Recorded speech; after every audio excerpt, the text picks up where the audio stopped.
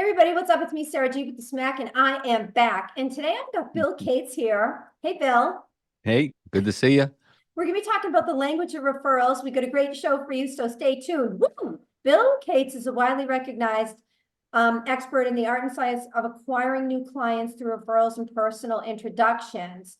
He's president of Referral Coach International, founder of the Cates Academy for Relationship Marketing, trademarked, and the host of the podcast, Top Advisor Podcast. And he's also a best-selling author. And so we've got one of Bill's books here today, The Language of Referrals, which I read. It was a great read. We're going to be talking about it. Woo! So, Bill, another book about referrals and introductions. Why did you read this? Well, it's been a while since I put something out, and things have evolved a little bit. And, you've seen this. One of the biggest obstacles that people have to getting referrals, introductions, it's really just confidence, having confidence and knowing what to do, when to do it, how to do it, what to say.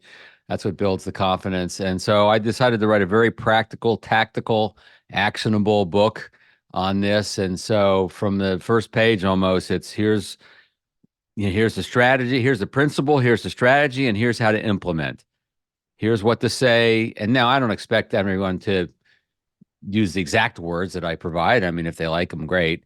But it'll give them the idea of what they can say that'll be genuine for them and move forward and produce some results. That is so important because I myself have a book that provides some language.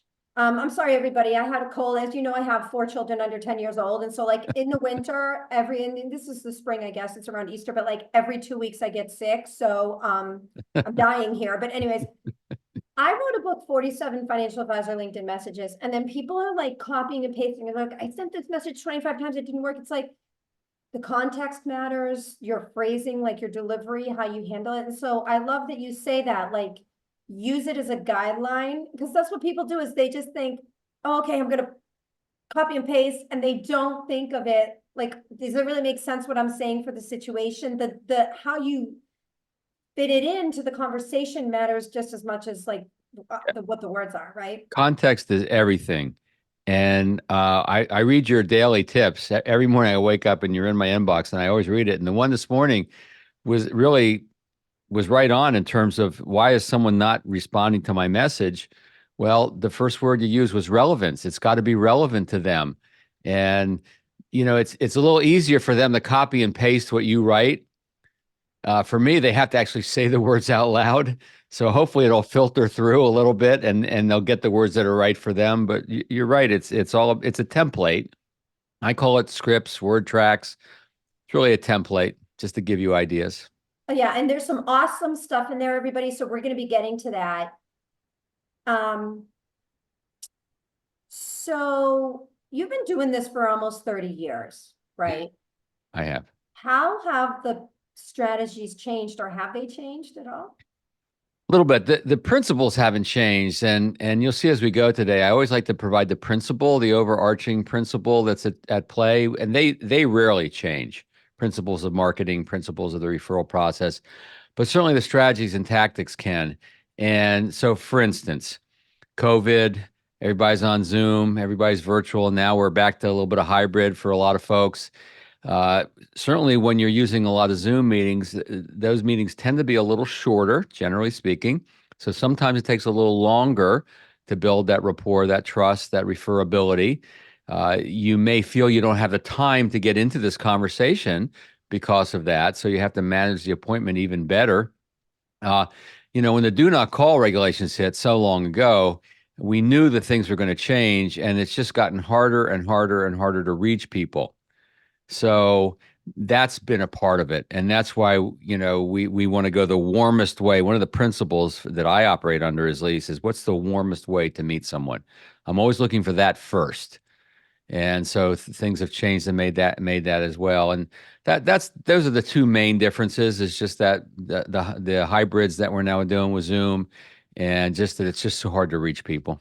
Bill, thank you for making that point, because this is something I talk about in my marketing all the time, especially for those of you that have been in business for, I mean, even 5 years, 5, 10, 15, 20 years. People come to me and say, I want to start marketing. I have no connections. I have no emails in my newsletter contacts. I have no LinkedIn connections. I'm like, go back.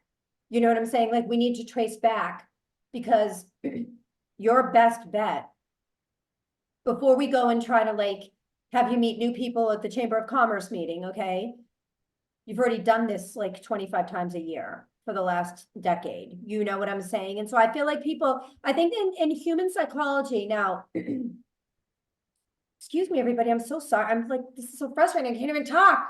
Oh, you're doing fine. You got great energy for someone with a cold. Don't worry about it. In human psychology, I think there's this penchant for the new, the novel. And so we always think, oh, I'm going to do this new marketing stuff and it'll be great. But the fact of the matter is, you could build a very nice business right now from scratch if you just started with your second degree connections of everybody that you've talked to over the last 10 years, seriously had a meeting with about your business.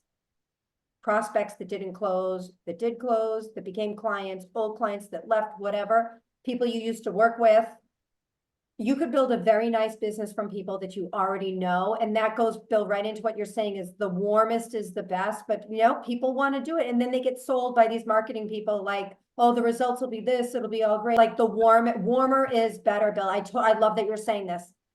Well, I look at marketing kind of on three levels, and I know you're familiar with these concepts. There's the one-to-one, and that's kind of what referrals and introductions are mostly, the one-to-one, clients, prospects, centers of influence, other relationships. Then there's a one-to-a-few, which the referral does play a role in that, especially if you do events where you invite folks to bring a guest to meet you in a social setting. Sorry, now my phone's ringing. Okay. So one to a few, and then there's the one to many. And I think a lot of people get caught in the one-to-many trap. I was just talking to an advisor the other day who hired somebody in Scotland who was going to blast everybody in his email connection.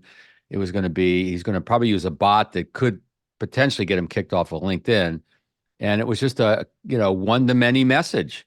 And I said, his name is Daniel. I said, Daniel, look, I'm not going to tell you, not to do it because I've been wrong before. And I think you're wasting your time and your energy.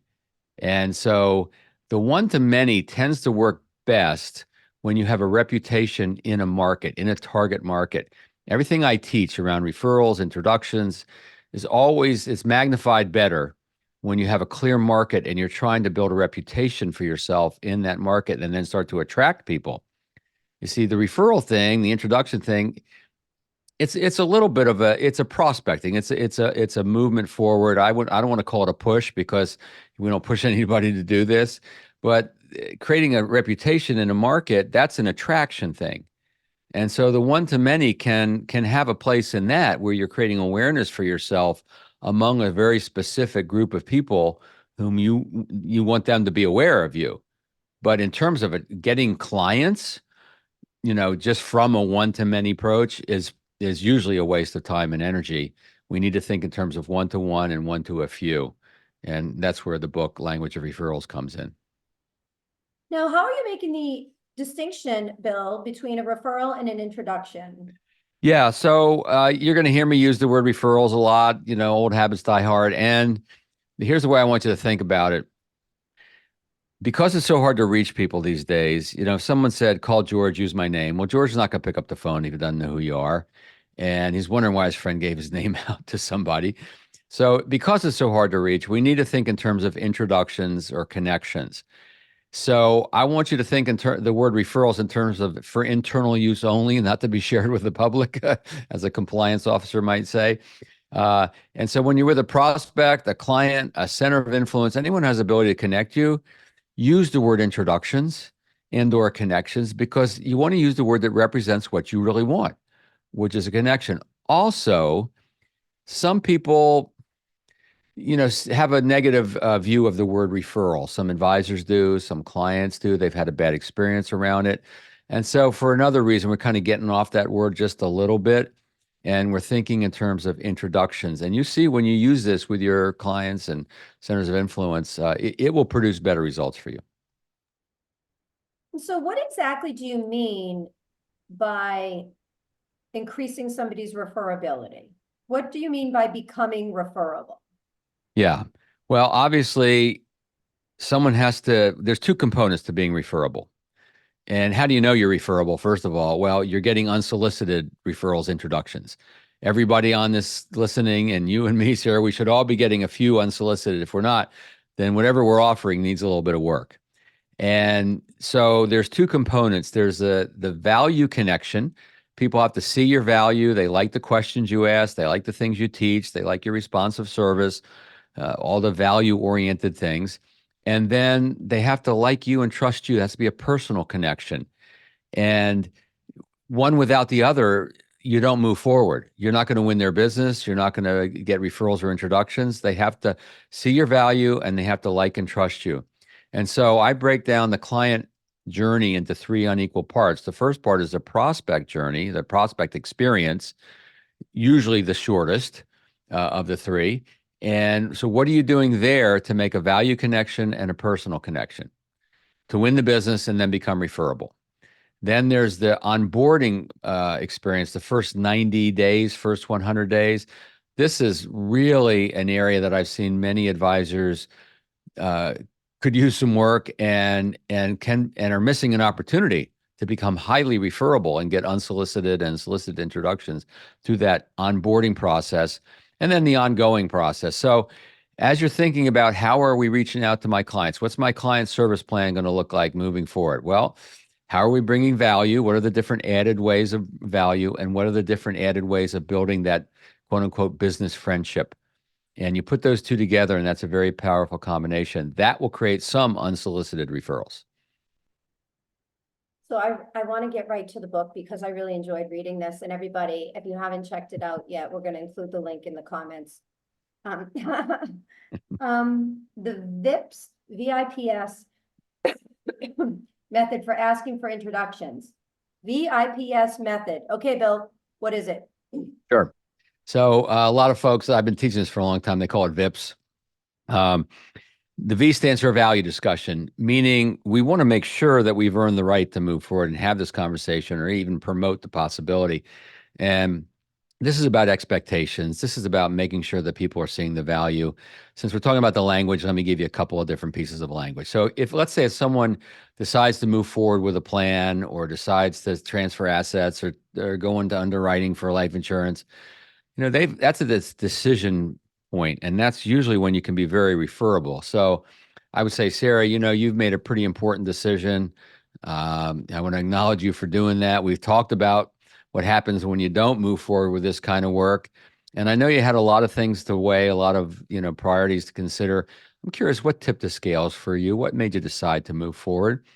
And so what's going to happen is you're going to think about, and articulate the value you found in getting to this point and why moving. It's going to reinforce the decision, and then you're learning and you're seeing how what you do lands on people, how they metabolize what you put out there, and so they get in touch with the value. You also see it and get in touch. That's a learning experience, but then that's an opportunity to leverage. So you could plant the seed. You could say, "Great, this is it's important work. Please don't keep me a secret," or "Never too busy to see if I can be a resource for others you care about." Or it could be a time to ask. So a value check. And if it's a review meeting, let's put the market aside. Let's put the economy aside. Let's put all the things aside we can't control. Let's talk about what we can control, which is our communication, our overall working relationship. First of all, anything not working, any place we're not matching your expectations that we need to know about. Now, this takes courage if you're not in the No habit one of doing wants it. to ask that question. Of course they don't. Of course they don't. But because they're afraid that someone might say, "Well, as a matter of fact, there is some place you let me down, a month ago." The number one killer of relationships or damager of relationships is when someone has an expectation, the expectation doesn't get communicated, and then it doesn't get met, right? We see it in our personal life, we see it in business. So having these value check-ins, these expectation checks, man, that's huge for your business. You got to work on your relationships and in your relationships. And this is the working on. The last comment about this, about checking in. We all know that a relationship that's had a problem, that's been handled well, is a stronger relationship than one that's never had a problem. So if we know that and actually believe that, then we, in a sense, have to go looking for these problems. We have to ferret out these little complaints, these little places where maybe we did not meet their expectations, and just get the emotional charge off of it and move to a higher plane. So that's the value discussion. Check it. That's huge, by the way. That's something if you get nothing out of this call, this session right now, and you do nothing moving forward, but that will make a huge difference. That's checking in on a regular basis to make sure expectations are met, that value is being perceived. The I is treat the request with importance. Why? Number one, the work you do is important. I hope you believe that. It deserves to be treated with importance, this potential being introduced to others. And then, how you put things out to people will determine how they put it back to you, right? And so if you put it out in a weak, wishy-washy way, Sarah, you don't happen to know anyone else who should know about the work I do. I mean, if you could think of someone, that'd be great. If you can't, that's okay. I think I made you feel uncomfortable. I know I made myself feel uncomfortable. Why don't we forget we had this conversation, right? So just be present and you could even say, I have an important question to ask you, or, I'm kind of on a mission to bring this important work to others. The P is permission to brainstorm or explore. Don't worry about the word brainstorm if that's not for you. Just explore, think about, talk about. But it's a collaborative process. That's the principle at play. This asking for introductions and getting introduced, it's a collaborative event. It's not something we do to someone. It's not something we push on to someone. Together we figure it out. And you have some clients who don't want to go there and you back off gracefully. And you have others that are happy to do it. Sometimes they wouldn't do it unless you bring it up, right? You'll hear, oh, I didn't realize you were taking on more clients. Sure, I have somebody I can introduce you to. And then the S, and this is a big one, is suggest names and categories. The worst way to ask for referrals or introductions, and we've all done it, is can you think of anyone else who should know about the work I do, or some variation on that, throwing open the whole universe. The principle here is we want to get people to think in their mind's eye of people. We want them to visualize folks. So the narrower, the better in our request. Could be specific people I know you know. Could be family members, siblings, parents, adult children, business associates, people that I've learned in doing my good work for you. I've learned about other people in your life. I mean, I don't know how you can be a good financial advisor and not learn about other people in your clients' lives. This work can't be done in a silo because if the work they do affects others, and the work that other people do affect them, right? Yeah, but I think it relates back to, I think there's a lot of head trash about this. Oh And yeah, when you said the I treat it with importance, that's so critical because a lot of times people would rather go out there, pay $3,000 to a marketing consultant a month and go solicit new business from somebody rather than appear desperate to the people that trust them right. And that's a and big know one that them. so that's a mistaken assumption. I mean, look, I don't want to ever judge anyone for fears or concerns they have around moving forward with this because it all feels real, even if it doesn't have to be there. I get it. And the key is in how you do it. And that's one reason I wrote the language of referrals, because if people perceive the asking, for instance, as appearing needy, or on the flip side, appearing aggressive and pushy, then they're not going to do it. But when I give language that shows, no, you can do this in a very natural, authentic, non-pushy, non-needy way. And once they see that, they go, oh, okay. I never thought I could say it that way, or I never thought about it that way. And so then that takes away that mistaken assumption, that head trash you're talking about. And then they can move forward with the strategy. But yeah, we all have head trash around various things. And that's a big one around the But I think asking. the head trash comes from the advisor, his or herself, not even understanding their value and what they really do for It, other people. it can be. Yes, it can be that for sure. And Sarah, it's important that you said that, because everything I'm talking about here right now, this whole being proactive to try to meet other people through the folks you already know, it's all about bringing your value to others. It has to come from that place. It can't come from the old, let me tell you how I get paid. I get paid in 2 ways or 3 ways, or I'm trying to build my business. I could really use your help. I don't believe there's anything wrong in asking for help, but what we're doing here is we're asking for help to help others. We're bringing this value to others. It's got to come from that belief. If it doesn't, it's going to feel needy. It's going to feel pushy. It's going to feel weird. But when Right. the And so advisor, I'm go sorry, ahead. but this is a bigger question though, than just of referrals and business and introductions. This is about what are you really doing for people and knowing that. Because it's possible that you're not doing enough. It's possible. Yeah. right? That may, like, for example, maybe you're just doing investment management and you're leaving out comprehensive plan. I hate that term, but I just used it. And you're leaving out financial planning.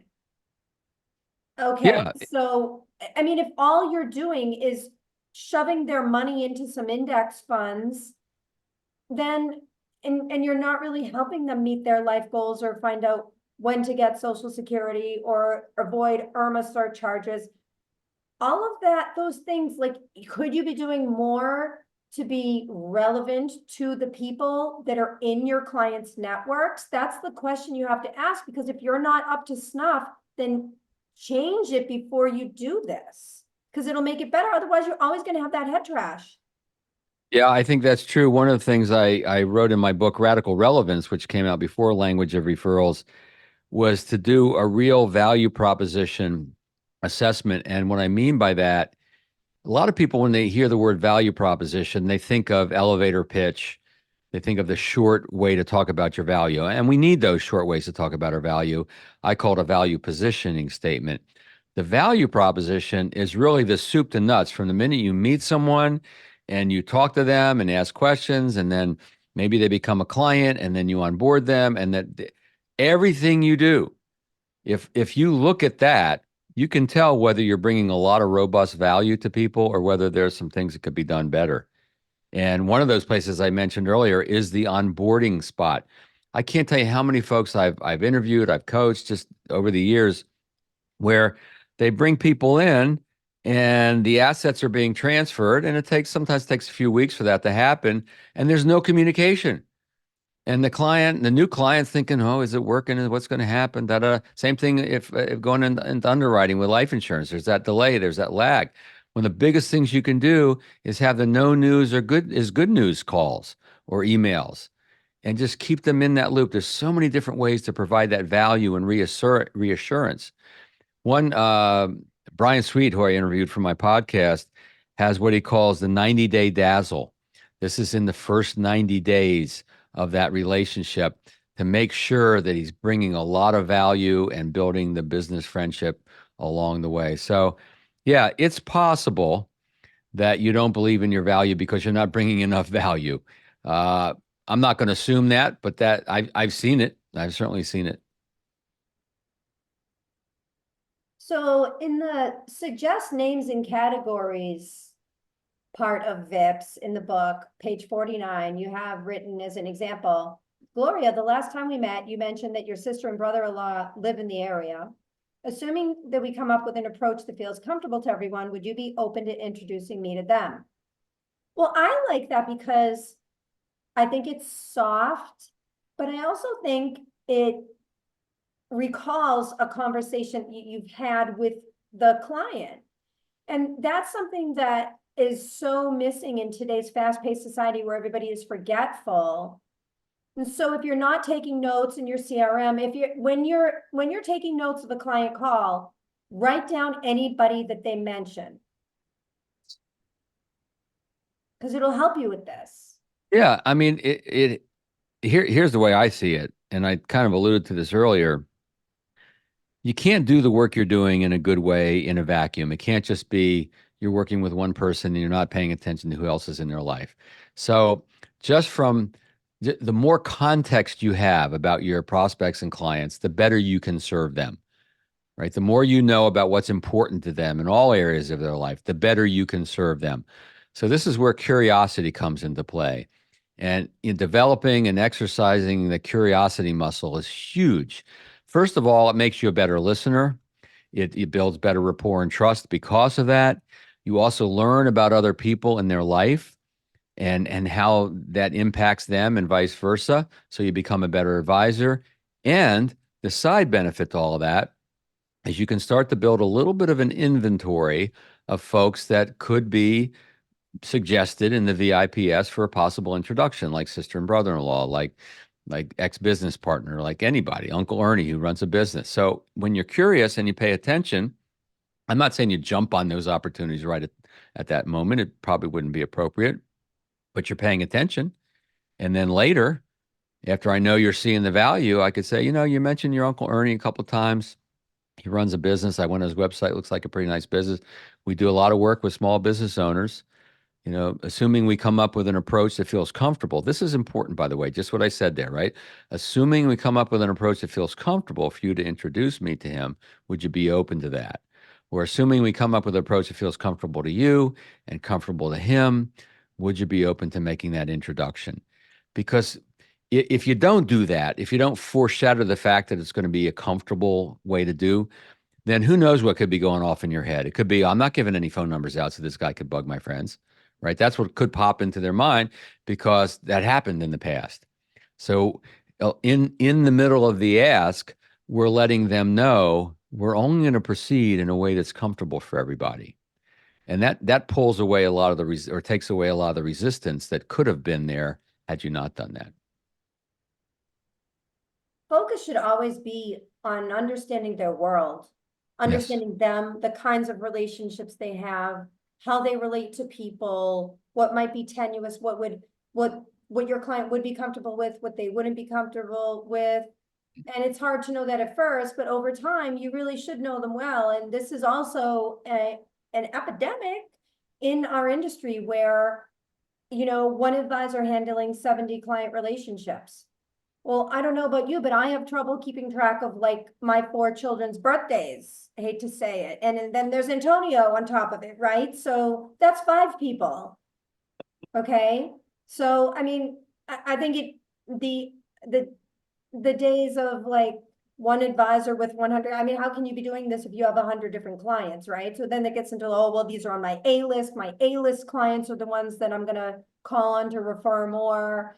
But you don't know that. You don't know that your biggest or best clients or whatever are the ones that are necessarily going to be most likely to refer you, or that they have the best people in their network that would be right for you. So really shouldn't be that way. And it shouldn't be that way anyways. I'm against like A-list, B-list, C-list client thing. And I think send the D-list to somebody else, right? There's a lot of nice advisors out there. Anyways, one of the things that you mentioned on page 53 of the book here is look on LinkedIn, look at their endorsements and recommendations. And yes, this is something I've said, as all of you probably know by now that are listening to my podcast. I'm a LinkedIn specialist for financial advisors. So yeah, if somebody has made a recommendation on your client's LinkedIn page, if you don't know where to find that, you go to their profile and then you scroll all the way down.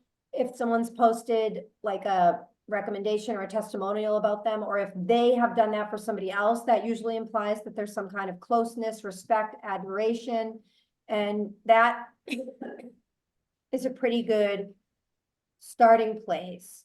The other thing is, if you notice your clients have people that are consistently commenting on their postings, those are generally good too, because there's probably some kind of a personal relationship there. If they're doing a good job with their LinkedIn, if there is somebody who is consistently commenting on their postings, they should be in touch with that person. But also that does show some kind of respect or admiration. Anytime there's like a clear indication on LinkedIn of high attention paid to your client or to that person, the person paying the attention is generally a good candidate for this like suggestion category in Bill's Yeah. matrix. Yeah. Yeah. I think that asking for introductions for folks on LinkedIn, it wouldn't be my first place to start. My first place to start would be people they know. The second place would be money in motion life event categories, because we know, I mean, if anybody looks at their client base, odds are 80% or more of those people are with you because something was going on in their life prior to you getting on their radar, and the time was right for them to talk to a professional. And so those are always, time tested ways of bringing this up. And then LinkedIn can work, and we know there are challenges, right? Because not everyone knows their connections on LinkedIn. So what you're talking about is playing the odds a little bit, is trying to determine, and there's a way to have some fun with this, which produces some nice results. So yeah, look at the endorsements, recommendations, look at people who tend to keep commenting, things like that. Obviously, if LinkedIn tends to work, I'm curious about your thoughts on this. I've seen that the activity on LinkedIn tends to work better, again, within a target market, within a well-defined, clear market, like employees or executives in a large company, or medical professionals or business owners in a specific industry, because your messaging is going to be more relevant to them. And then you can identify other people like them. So one of the reasons, Sarah, that advisors won't use the LinkedIn approach for a conversation is they're going to think, the fear is that their clients are going to think they were, stalking them. So let's have some fun with that. I know you like to have fun with your stuff. Here's what I would say. I'd say, Sarah, you're connected on LinkedIn. Are you using it much? And you say, oh, yeah or no. Yeah, we use it for recruiting, or you'll say we use it, I'm on because my marketing manager told me I should be, whatever. It doesn't matter what the answer is. I'll say, well, I'm trying to use it more. If you felt yesterday like someone was looking over your shoulder or stalking a little bit, that was me on your LinkedIn profile. And I did notice a few folks that I think I could be a good resource for. Not sure how well you know them. Can I run it by just to see if there's someone there that you might feel comfortable introducing me to? And then you can bring the list. And they'll say, well, I don't know. Maybe I know them, maybe I don't. Who do you have in mind? Now, one more way to have fun with this and takes all the tension or anything that you might be feeling negative around this out. Anytime you have a list of the board of directors of their industry association or their philanthropic group or whatever, you just say, sir, I've got a list of a few folks. I know, I think I could be a good resource for these folks. God, if you were me, who would you avoid at all costs? Right. And if you were in front of me, you'd rip the thing out of my hand and say, well, I'll tell you who to avoid, and I'll tell you who you should contact. Right. So anytime you can add a little element of fun and playfulness to this, if that's your nature, um, then it all gets easier and you usually produce a pretty nice result. Bill, I just think that instead of saying something like, oh, you may have seen someone looking over your shoulder on LinkedIn, whatever, that don't even, I would just have fun on LinkedIn. Like if your client is on LinkedIn, be liking their updates and be making like super insightful comments that spur more activity on their posting, because that's what they want. If they're posting something on LinkedIn, it's because they want attention. Help them get attention. Repost their stuff and make a funny, fun comment. Just be funny. And then they'll be like, oh yeah, that was so funny, Bill. I saw your comment. Thank you so much. It was great, that we were all everyone was chiming in after you said that. And then it's like, then I can be like, oh, okay, so, then you could be like, oh, well, so out of those 5 people, I saw that Henry is like commenting the most. Do you know Henry? Yeah, I know Henry. Oh, okay, blah, blah. Like, would you mind if I reached out and said you? So that was what it would be. I think a lot of advisors aren't into LinkedIn. If you're not really into LinkedIn to where it would be a little bit if it would be natural, and that's one thing, but like if you're going to say, oh, I was looking over your shoulder or whatever, like that's just unnatural. Well, it's unnatural for you and it's natural for me. And so that the whole point is it's what's natural for you, the listener, right? And my philosophy is this: if it's legal, ethical, and moral, and it produces good results for everybody, then try it. There is no one way to be successful with this. The way to be successful is the way that works and produces a result. So yeah, I mean, I'm kind of playful, and so I use that playfulness. If it doesn't fit, you are saying the same thing with the VIPS, permission to brainstorm. I've had a lot of people say, Bill, I don't like the word brainstorm. It's not a word I would use. I say, great, don't use it. Use think about, use explore, use. So the words matter for a couple reasons. The words matter how they land on the other people. And also, are you going to be able to say them and say them naturally and authentically? And that's pretty important as well. So, yeah, you have to stay authentic. Do you have to step out of your comfort zone a little bit, or do you have to step into your discomfort zone a little bit? In some cases, yeah. But anything worth doing is worth doing wrong the first time, right? So do it wrong and figure it out and get it right. And you're never going to hurt a relationship. With everything I teach here, no one has ever lost a client. No one has ever hurt a relationship using the methodologies here. The worst thing that happens is you've planted the seed for later. And I bet you everybody on this call, Sarah, has experienced this. They've asked the client for introductions. It didn't work for whatever reason. And 2 months later, that same client says, hey, I think I got somebody for you. So we know that the asking and not getting still can plant a very nice seed for future results. So let's talk about the objections that somebody might get. So if they Yeah. say, and again, this is wonderful, page 73, I don't give referrals. What do you say back? What the hell are you talking about? You don't give referrals. If it wasn't for George introducing you to me, we wouldn't be doing this work. What I helped you No. with your tax return. It took me 5 hours last month. You want me to Yeah, bill you for that separately? exactly. So obviously you don't want to do that. So my formula is simple: is the first thing we do is acknowledge and explore, right? This is Sarah, with any objection that you ever get from anyone ever in your life, except for, and you haven't experienced this yet, but you will, as teenagers. There's nothing that good, solid reasoning won't aggravate further when it comes to teenagers. But generally speaking, from spouses, from children, from clients, from whomever, if someone says no in whatever form, or I'm not sure I want to do that, or I'm not comfortable with that, the first thing you want to do is understand it, is explore it. You're not trying to reframe or convince them otherwise, at least especially not initially.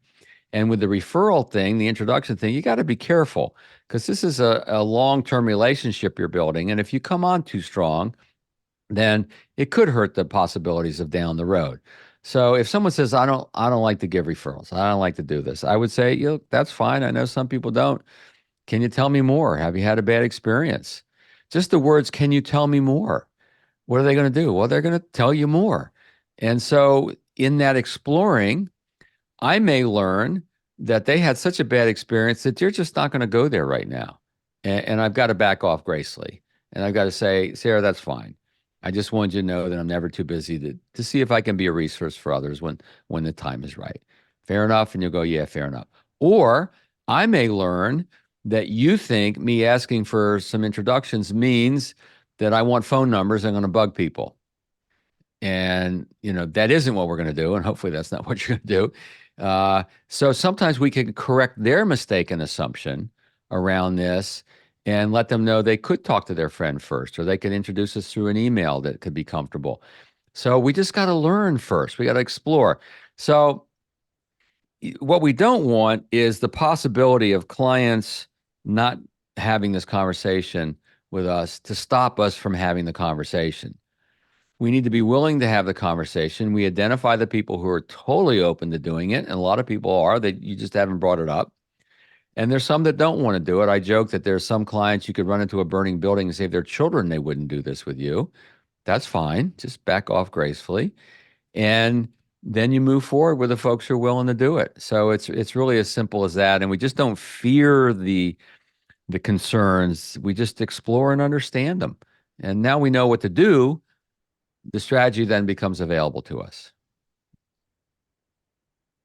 I love that you're quoting the page numbers, because I don't know what's on page 52 or 57 anymore. I did when I wrote the book, but this is great. I can't believe nobody's called you.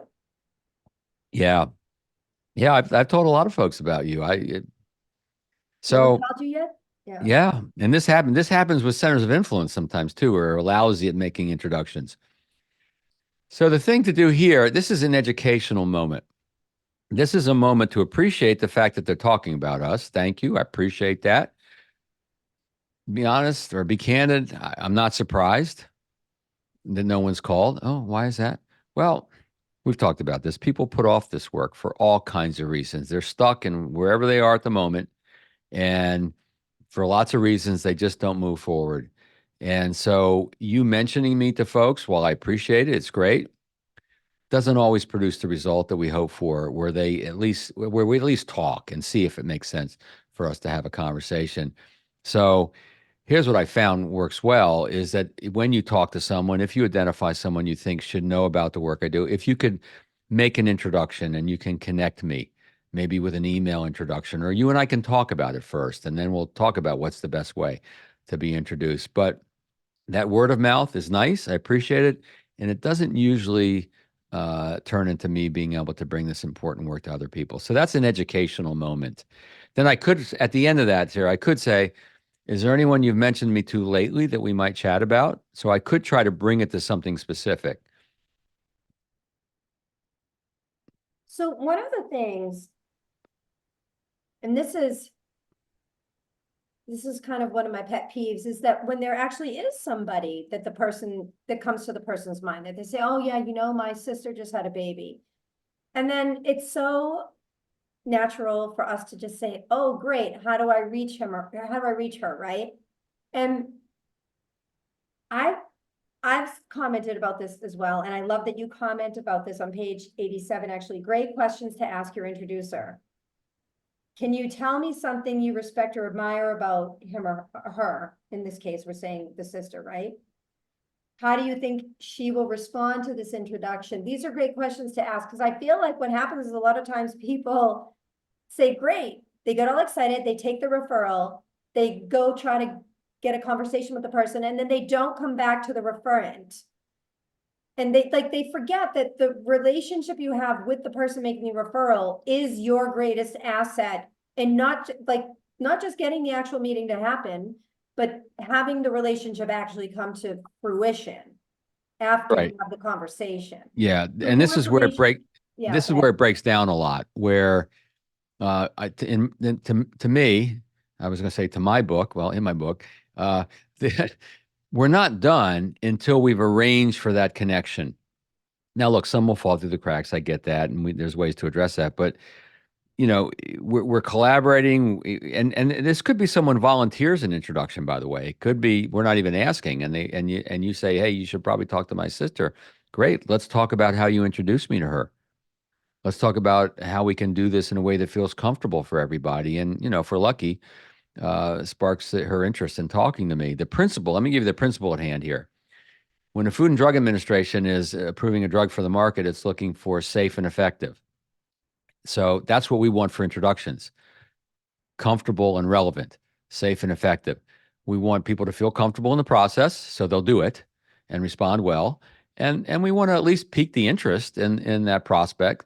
And so it's the referral source has the information that will help craft a relevant introduction, a relevant message that will at least spark the interest. And then we follow up with some relevant conversation based on what we've learned about their situation and the good questions we asked to probe a little bit more. And then through that, we take that borrowed trust and we start to develop our own trust in that new relationship. So it's not done until you've been connected. And again, that's where it falls down because advisors aren't used to taking it to that next step. Used to be able to, we could get a name and number and call that person, they'd answer the phone, but that just doesn't work anymore. That's why we're thinking in terms of actual connections and introductions. I personally, Sarah, I don't want to reach out to anybody who doesn't know I'm calling and why I'm calling or emailing them. And it doesn't mean that my client has to have a conversation with them first. They may want to, it may be important to them. But if they introduce me with an email, they will hear from the client first, and then they will hear from me. So that's what creates a safer environment where through an email introduction, they hear from their friend first and why their friend is introducing me, and then they hear from me, and then we're open to it rather than just hearing from me cold. Bill, before we wrap this up here, how can listeners learn more about your new book and the other tools you provide to people? Yeah, thank you. Languageofreferrals.com, languageofreferrals.com. And by the way, it's more than just a book. So if when you get the book, you'll see on several pages, it mentions the Radical Relevance Toolkit. Thank you. And in the toolkit, it's a lot of material that I didn't want the book to be too big, that people wouldn't access it and read it. And I developed a lot of other material that's related to it. I got some videos, I got some other guides, some other scripting. I've got a little guide about relationships with CPAs and referrals. I've got a guide around how to build that culture with your team, not just you, but the people that support you. And so if you get the book, then you get access to the Radical Relevance Toolkit. I'm sorry, that's a different toolkit. Language of Referrals Toolkit. And so, yeah, languageofreferrals.com or referralcoach.com/resources. A lot of other resources there referralcoach.com/resources. So thanks for asking. Great. Okay. So everybody, thank you for listening, and please subscribe, rate, and review this show.